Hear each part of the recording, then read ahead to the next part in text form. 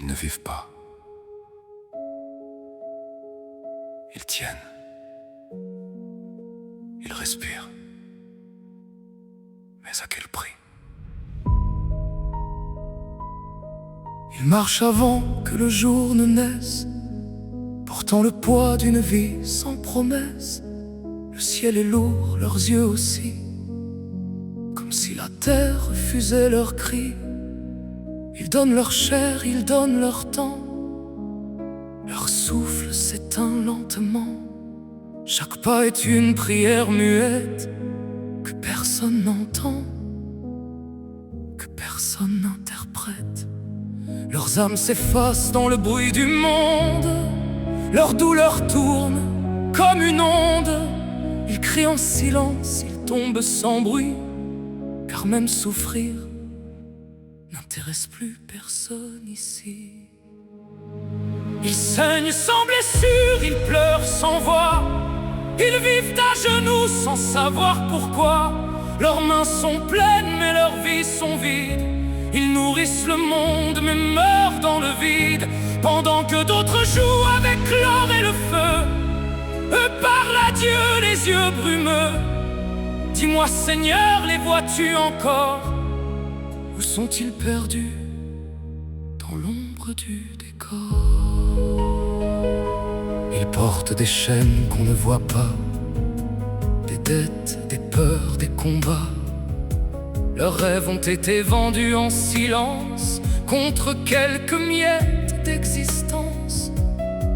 Un sac de riz devient une guerre, un repas, une lumière.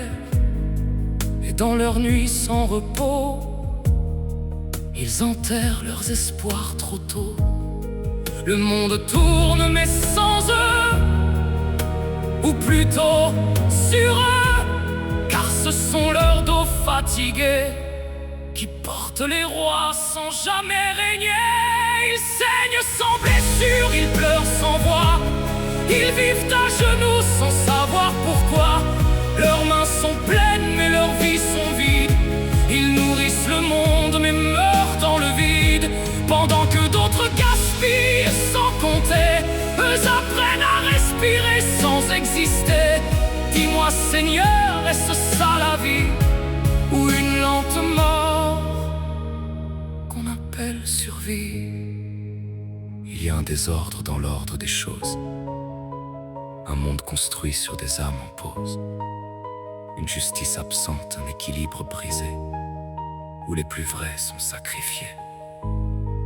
Mais écoute, leur silence parle encore, leur douleur monte vers les cieux.